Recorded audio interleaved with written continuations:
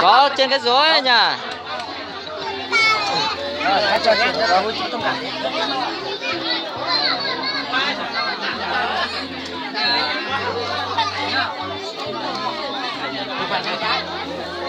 Phải nha.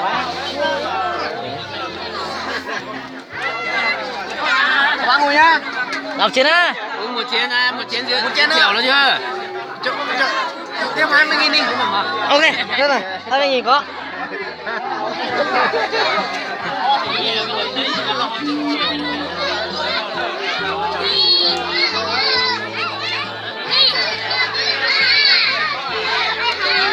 Nó cả tiền á. Cũng quay tiền cho là con. Cũng bỏ cái sẽ lái bài clip kìa. Cho là có hết không rồi. Tốt không? Ừ, tốt. Bạn này ba cũng cho hả? Lấy tối mà lấy tối ta. Cái tối là cho không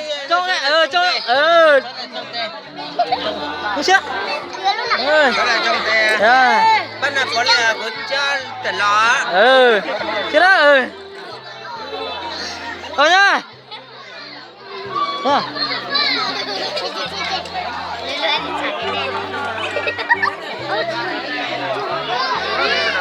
Come on.